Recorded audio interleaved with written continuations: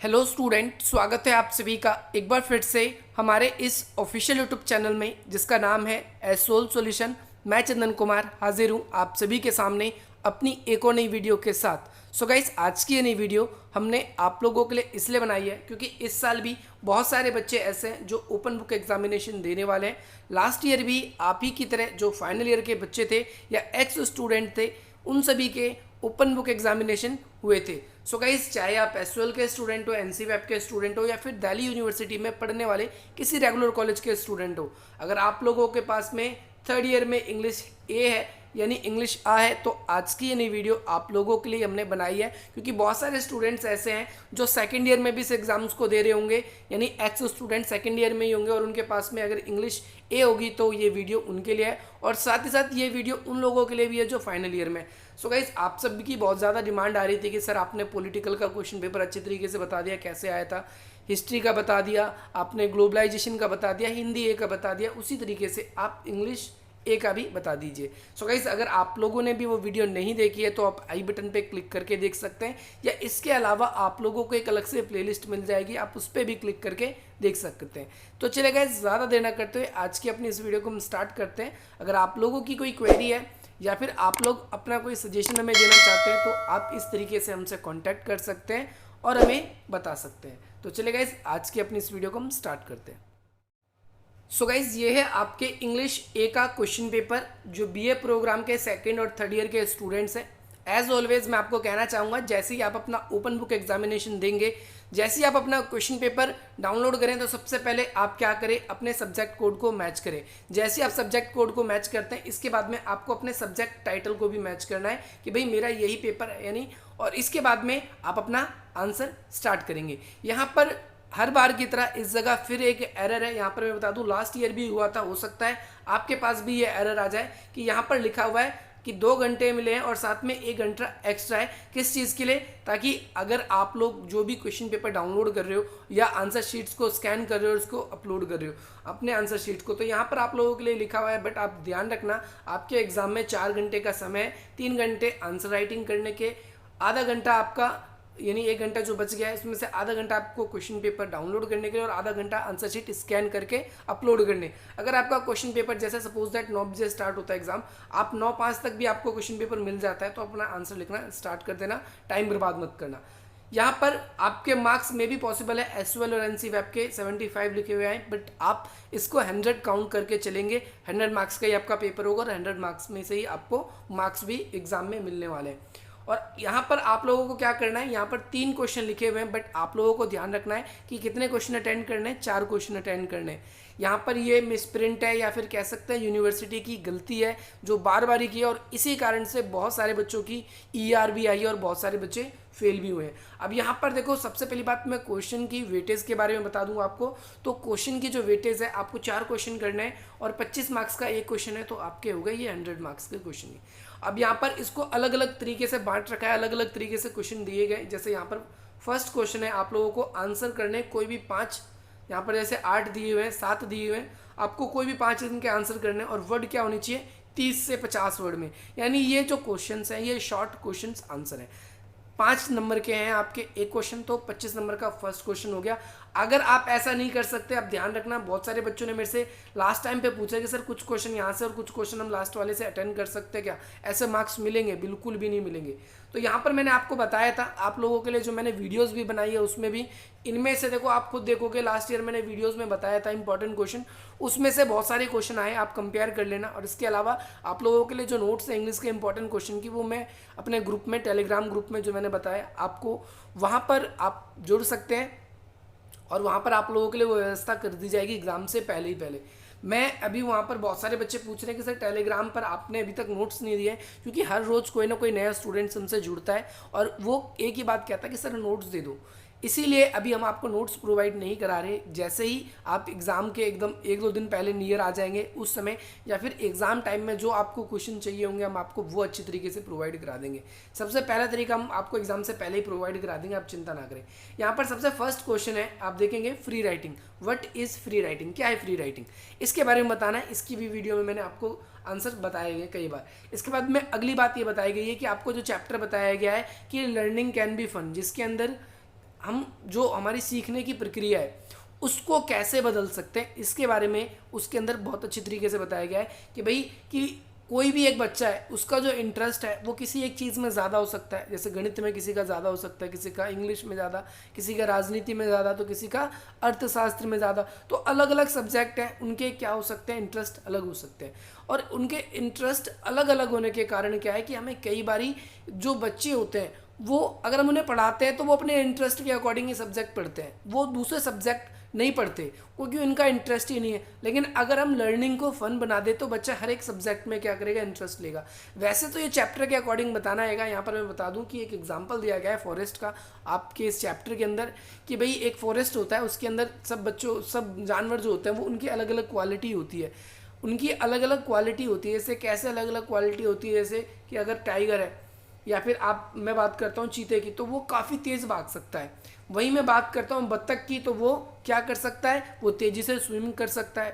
खरगोश जो है वो तेज़ी से दौड़ सकता है। तो इसमें बताया गया कि अलग अलग जानवरों की रेस कराई गई, उसमें हर एक किसी को अलग अलग पार्टिसिपेशन किया करवाया गया। किसी को पेड़ पे चढ़ने के लिए कहा तो भाई बंदर तो फटाफट चढ़ गया जानवरों में, बाकी जानवर इतना नहीं चढ़ पाए।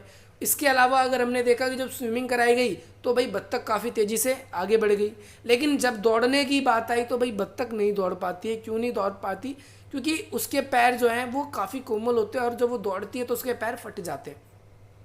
तो हर एक का इंटरेस्ट, हर एक के जो गुण होते हैं अलग अलग होते हैं, लेकिन हम जब उन गुणों को समझ लें तो अच्छे तरीके से हम उनकी लर्निंग करवा सकते हैं। इस क्वेश्चन के अंदर इस तरीके से आंसर लिखना था। वैसे मैं आपको बताऊंगा अलग से, प्लेलिस्ट वीडियो के लास्ट में बता दूंगा, वहाँ से देख सकते हैं, लिख सकते हैं आंसर अभी जब तक आप लिखना चाहो तो।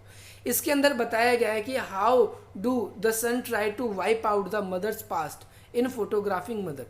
आपका ये क्वेश्चन आया है कि भाई ये चैप्टर है फोटोग्राफिंग मदर का, उसके अंदर कैसे जो एक लड़का है वो अपनी माता की जब फोटो देखता है तो अपने जो पास्ट है उसको भूलने की कोशिश करता है, या उसको उसको देखने के बाद में उसके आंखों से आंसू निकलने लगते हैं। तो ये इसके बारे में इस क्वेश्चन के अंदर आपको बताना था। इसके बाद में जिससे हर बार ही क्वेश्चन बनता है और इस बार भी शायद बनने की पूरी उम्मीद है, आर मॉडर्न जनरेशन। इसके बारे में आप लोगों से लॉजिकल क्वेश्चन, हमारी जो जनरेशन है वो आज क्या कर रही है, इस पर सोशल मीडिया का इम्पैक्ट वैसे भी पूछा जा सकता है आपसे। इसके अलावा यहाँ पर एक क्वेश्चन ये भी बहुत बार पूछा जाता है कि व्हाट आर एग्जामिनेशन क्वेश्चन, कि एग्जामिनेशन क्वेश्चंस कौन से होते हैं, आपको ये बताने होंगे, उनके बारे में बताना होगा कि एग्जामिनेशन क्वेश्चन कैसे होते हैं। अच्छा, एग्जामिनेशन क्वेश्चन और लाइफ में वैसे क्वेश्चंस होते हैं कुछ, दोनों में डिफरेंस होता है। यहाँ पर आप पहले इसको समझिए कि जो वैसे क्वेश्चंस होते हैं लाइफ के अंदर जो हम सीखते हैं बहुत कुछ, तो उसके हमें मार्क्स नहीं मिलती, उसकी कोई डिग्री नहीं होती, वो हम अपने एक्सपीरियंस से सीखते हैं।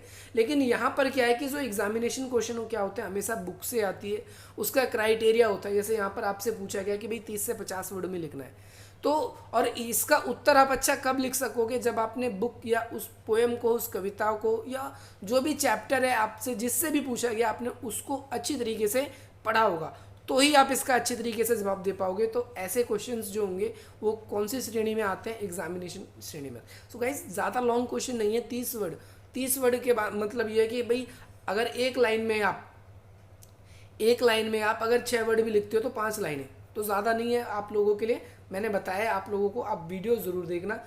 और यहाँ पर आप अगली चीज़ बताई गई है कि जो कृष्णा है और दूसरा अर्जुन है, उन दोनों की फ्रेंडशिप, जो ये चैप्टर है एंड ऑफ योगा, इस चैप्टर से इन दोनों की फ्रेंडशिप के ऊपर क्वेश्चन बहुत बार बनता है। तो आप इस चैप्टर को भी एक बार ही देखेंगे, इसको नज़रअंदाज नहीं करेंगे। इसके बाद में एक अगला चैप्टर है मनी बेन एंड बीबी जान का। ये बहुत ही इंटरेस्टिंग चैप्टर है जो गुजरात के 2002 दंगों के ऊपर बेस्ड है, कि जिसमें जो मनी बेन होता है और एक बीबी जान। मनी बेन कौन होता है कि भाई एक वो व्यक्ति होता है, मुस्लिम व्यक्ति, जिसकी टीवी होती है, टीवी की दुकान होती है इलेक्ट्रॉनिक की। और दंगों के कारण क्या है भाई, मुस्लिम व्यक्ति, आपको पता है 2002 में जो दंगे हुए थे उसके अंदर हिंदू मुस्लिम के दंगे हुए थे, तो उसकी जो दुकान है, मुस्लिम व्यक्ति की दुकान लूट ली गई थी। और जो बीबी जान इसमें वर्ड आएगा, ये एक लड़का है, उसकी माताजी के लिए इस्तेमाल हुआ है। और वो लड़का क्या करता है, दंगों के टाइम पे ये टीवी उठा लाता है उस दुकान से, सभी लोग लूट रहे थे तो ये भी उठा लाया और अपने घर में रख देता है। उसकी माताजी इसको जब भी चालू करती है, उनकी वैसे तो एज काफ़ी हो गई, जब भी इसको चालू करती है, आपने पढ़ा होगा तो इसमें एक बूढ़ा सा व्यक्ति जो है वो रोते हुए प्रकट होता है। और वो बूढ़ा सा व्यक्ति जो रोते हुए प्रकट होता है और वो ये डर जाती हैं, फिर टीवी बंद कर देती है। ऐसे कई दिन चलता है, तो इसके बाद में फिर वो पूछ ही लेती है एक दिन कि भाई क्या हुआ, तुम क्यों रो रहे हो। तो वो बताता है अपनी अपने दुख दर्द के बारे में। तो इनकी धीरे धीरे यानी लड़के की मम्मी की और उनकी दोस्ती हो जाती है, और वो जो मनी बेन होता है जो टीवी में आता है वो प्यार से इनकी मम्मी को बीबी जान पुकारता है। और साथ ही साथ इसके अंदर ये भी है कि जो उनकी माता जी है यानी बीबी जान जो है वो उनके लिए हर जुम्मे के दिन, जुम्मे या वीरवार के दिन क्या करती है कि इनके लिए शीर खूरमा बनाती है। क्या बनाती है? शीर खूरमा बनाती है, क्योंकि उनको वो बहुत पसंद होती है। और साथ ही साथ उनकी जो पत्नी होती है वो इस बारे में शिकायत भी करती है कि यार हमारी मम्मी को पता नहीं क्या हो गया, वो किससे बात करती है और ऐसी ऐसी चीज़ें आज उनके आजकल हाव भाव बदलने लगे हैं। तो इसमें इस तरीके के क्वेश्चन है, तो आप ध्यान रखना है 7 से 8 क्वेश्चन आपके आने वाले हैं फर्स्ट में, और आपको कुछ करने होंगे तो शॉर्ट क्वेश्चन आपको तैयार करने हैं। कैसे तैयार करने हैं मैं बता दूंगा आपको आगे की वीडियोस में। यहाँ पर आपका अगला क्वेश्चन हम देखें तो ये है कि आपको एक पैसेज दिया जाएगा और उस पैसेज में से आपको आंसर लिखना होगा। ये पैसेज जो होगा अनसीन होगा, आपके बुक से नहीं होगा, तो आप इस चीज़ से पहले बेफिक्र रहिए। दूसरी बात, इसमें आपको प्लस पॉइंट इसके अंदर क्या देखना है मैं आपको बता देता हूँ। इसमें जो भी क्वेश्चन आएंगे इसके अंदर आपको ईजिली मिल जाएंगे।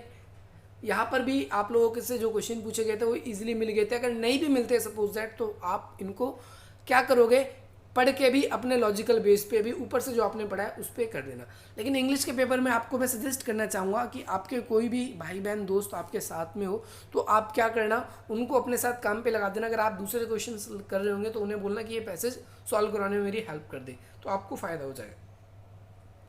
इसके बाद आपके एग्जाम में एक ये भी चीज़ आती है, या तो सिनोनिम्स आ जाएगा या तो एनोनिम्स आ जाएगा, या आपसे कुछ और भी पूछा जा सकता है कि भाई ऊपर के कोई वर्ड में क्या सिनोनिम्स होंगे इसका। तो आप सिनोनिम्स डायरेक्टली गूगल पे सर्च करके ऊपर से ढूंढकर आप लिख सकते हो, इसके अंदर मिल जाएगा आपको, क्योंकि उसमें कई सारे सिनोनिम्स आ जाएंगे। तो आपको जब आप इसको एक बार रीड आउट करोगे तो आपको पता चल जाएगा, बाकी इतना मुश्किल नहीं आता। यहाँ पर अगला क्वेश्चन आपका एक आएगा एक लेटर का। लेटर कैसा होगा? इनफॉर्मल लेटर होगा। हो सकता है आपके मम्मी पापा, आपके भाई बहन, आपके दोस्त, इनसे पूछने के लिए आपका आ जाए। जैसे लास्ट ईयर हुआ था कि भाई उसकी ऑनलाइन जो क्लासेस है वो कैसे चल रही है, और साथ ही साथ कि भाई वो रेगुलर मोड से कैसे डिफरेंट है और कैसे वो तुम्हारी एजुकेशन को इम्पैक्ट कर रहा है, इसके बारे में आया था।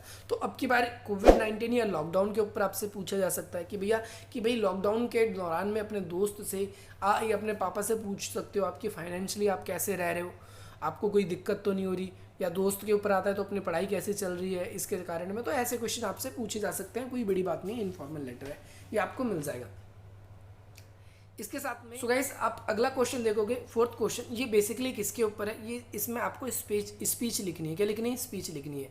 देखो आप क्या हो, प्रेसिडेंट हो कहाँ के? RWA के। RWA क्या होता है आप देख सकते हो, रेजिडेंट्स वेलफेयर एसोसिएशन या अथॉरिटी भी आप इसको कह सकते हो। आप अपने एरिया के जो RWA है उसके प्रेसिडेंट हो, तो आपको क्या करना है, अपने जो कॉलोनी या आपके एरिया के जो लोग हैं, रेजिडेंशियल एरिया के जो लोग हैं, वहाँ पर आपको उनको शिक्षित करना है। किस चीज़ के लिए? कि भैया कि जो इम्पॉर्टेंट है किस चीज़ का, कि भाई आपको जो अपने हाथ है वो धोने चाहिए ज़्यादा से ज़्यादा। किस चीज़ के लिए? सोशल डिस्टेंसिंग को मेंटेन करना है। किस चीज़ के लिए? प्रिवेंट कोविड-19, यानी आप जितना ज़्यादा कोविड-19 से बच सको इसके लिए। तो गाइज़ ये 25 नंबर का स्पीच है, आपको ये बहुत से ज़्यादा चर्चित रहने वाला विषय है, आपको मिल जाएगा, आप ये भी लिख सकते हो। लेकिन मैं आपको कहूँगा इससे बचें और आप ये क्या करें, आप ये, लेकिन गाइज़ मैं आपको सजेस्ट करना चाहूँगा कि आप ऐसे क्वेश्चन से बचें जैसे लेटर से, और लेटर तो फिर भी कर लें, आप स्पीच से, इन सब चीज़ों से बचें। क्यों बचें? क्योंकि गाइस इसके आपको पता है कि 4 ही क्वेश्चन करने हैं आपको एग्जाम में अपने, और यहाँ पर अगर आप देखेंगे तो जो क्वेश्चंस आ रहे हैं, जैसे यहाँ पर अब आपको फिलिंग द ब्लैंक्स दे दिए, ये किसके प्रीपोजिशन के, मोडाल्स के भी आते हैं आपके पेपर में, इसके बारे में बात करेंगे। तो यहाँ पर क्या है, आपको 10 नंबर, यहाँ पर 10 ब्लैंक्स दिए गए। आप यहाँ पर देखिए पहले 1 से लेकर 10 तक, और यहाँ पर आपको सिर्फ ये बढ़ना, अगर आप ठीक से पता लगा लेते हैं, आपने थोड़ी बहुत भी इंग्लिश पढ़ी है, तो यहाँ पर आपके एक भी नंबर नहीं कटेंगे, क्योंकि आपको इसको फिल करना है डायरेक्टली। आप अपने दोस्तों से, किसी इंग्लिश ट्यूटर से, या फिर वैसे भी यूट्यूब पे हम आप लोगों के लिए कोशिश करेंगे कि आप लोगों के लिए आंसर अवेलेबल करा दें, बट ये एक इनलीगल वर्क होगा। तो मैं देखता हूँ किस तरीके से आपकी मैं हेल्प कर पाता हूँ या नहीं कर पाता। अगर किसी ने केस कर दिया तो दिक्कत हो जाएगी मेरे साथ भी कि एग्ज़ाम में चीटिंग करवा रहे, तो इसीलिए मेरे से अगर हेल्प हो पाएगी तो मैं ज़रूर करूँगा। और बाकी यहाँ पर आप देख सकते हो कि यहाँ पर ये 10 जो ब्लैंक्स है आप ये भरना। अब यहाँ पर देखो जो ये 5th नंबर क्वेश्चन है, इसके 10 तो ये प्रीपोजिशन पूछे गए, 10 नंबर का ये आपको बी पार्ट भी अटेंड करना होगा। यहाँ पर क्या करना होगा आपको, ये जो 10 आपको दिए हुए हैं वर्ड, इन वर्डों को क्या करना है कि आपको यूज़ करके कोई भी 5 नाउन के थ्रू यूज़ करके इन वर्ड को आपको सेंटेंस बनाने हैं उसके। वो सेंटेंस कैसे होने चाहिए? Meaningful as a noun. Noun क्या होते हैं आपको पता है, संज्ञा तो पता ही होगी, संज्ञा को ही नाउन बोलते हैं। आप सब ग्रेजुएशन में इतने अच्छे बच्चे हो तो आप सबको ये सब पता होगा कि आपको एज अ नाउन यूज़ करके इसका क्या बनाना है? सेंटेंस बनाना है। और 5 नंबर का आपका क्या है कि यहाँ पर देख रहे हो आप कि भाई कन्फ्यूजिंग वर्ड है। जैसे यहाँ पर कन्फ्यूजिंग वर्ड क्या होता है? अब आपको पता है अपनी मम्मी के लिए यहाँ पर डबल टू आएगा कि मेरी मम्मी जो है बहुत ज़्यादा वीक है। यहाँ पर आपको पता है कि एक तो ये जो बो है, 2 तरह के बो होते हैं, ऐसे पेयर है। और यहाँ पर आपका फाउल है, इसके साथ ही साथ आप यहाँ पर देखोगे सोइल है। तो इसी तरीके से, या सोल है सॉरी। तो यहाँ पर आप क्या करेंगे कि यहाँ पर आप लोगों को इन दोनों में से आपको पेपर में इसको करने का तरीका मैं बता देता हूँ। सबसे पहले आप कोई भी ट्रांसलेशन, कोई भी डिक्शनरी यूज़ कर रहे हो, आप मोबाइल डिक्शनरी यूज़ करना, मैं आपको ये कहना चाहूँगा। और यहाँ पर आप क्या कर देना कि इसके मीनिंग आप पहले जान लेना। और यहाँ पर लाइन में आप देख लोगे, समझ में आ जाएगा। यहाँ पर आपको पता है कि यहाँ पर किसके बारे में बात हो रही है? आउटफिट के बारे में बात हो रही है। तो यहाँ पर आउटफिट का मतलब पेयर, पेयर मतलब जोड़ा, तो जोड़े पहनने वाले फर्स्ट वाला आ जाएगा। आपको ऐसे पता चल जाएगा, इसको भी आप इजीली अच्छे तरीके से कर पाओगे। आगे बात समझ में भाई गाइस आप सभी को। इसके बाद में लास्ट में छठा क्वेश्चन जो बन जाता है आप लोगों के लिए, ये क्या है? आपको इसमें ऐसे लिखना है। और ये ऐसे कैसा है? ऐसे आपको ऐसे मिलेगा जो नॉर्मली आप लिख लोगे। जैसे यहाँ पर आपको किस पे लिखना है? Important of exercise. आपको आपकी लाइफ में एक्सरसाइज की क्या वैल्यू है, यानी आप सभी जानते हो अगर आप डेली एक्सरसाइज करते हो, योगा करते हो, तो आपको उसका लाभ मिलता है। आप शारीरिक और मानसिक रूप से स्वस्थ रहते हैं। दोनों आपके लिए बहुत ही ज़्यादा लाभदायक है। अब यहाँ पर साथ ही साथ जो अगर हम देखते हैं एक्सरसाइज के साथ में एक हेल्दी डाइट की क्यों ज़रूरत है? अच्छा, आप अगर फॉर एग्जांपल आप थोड़े से फैट हो, आप यानी थोड़े मोटे हो, तो आप दबा के एक्सरसाइज करोगे तो आपका फैट कम होगा। दबा के एक्सरसाइज करने का मतलब अच्छी खासी जिम करोगे, आप रनिंग वनिंग खूब करोगे, खूब पसीना बहाओगे, तो आपका वेट कम होगा। आपका जो मास होगा, जो आपके फैट होगा, वो धीरे धीरे कम होने लगेगा। और अगर आप पतले हो, एक्सरसाइज अच्छी करते हो, तो आप क्या करोगे? अगर अच्छी डाइट लोगे तो वो आपके शरीर में जो भी फैट बनेगा तो वो आपका बॉडी गेन करता जाएगा और एक्सरसाइज उसको शेप देती जाएगी। तो उसका बेनिफिट आपको मिलेगा कि आपकी बॉडी जो है वो स्ट्रांग हो जाएगी। तो गाइस यही था आप लोगों का पेपर जो आया था लास्ट ईयर। आशा करता हूँ आप लोगों को इस वीडियो से वैल्यू मिलेगी और इसी तरीके से आप अभी अपनी तैयारी करना स्टार्ट कर देंगे जब तक हम आपको कुछ और भी मैटर इन सब्जेक्ट्स का यूट्यूब पे और प्रोवाइड नहीं करा रहे। और साथ ही साथ गाइस ये आप लोगों को बहुत ही ज़्यादा वीडियो फ़ायदा दी होगी आपको, मैं आशा करता हूँ इससे। अगर आप लोगों को इसी प्रकार की वीडियो चाहिए हो तो आप हमारे चैनल को सब्सक्राइब करें, वीडियो को लाइक करें, अधिक से अधिक मित्रों तक शेयर करें। चले गाइस, मिलते हैं हम आपसे अपनी अगली वीडियो में। जय हिंद, जय भारत।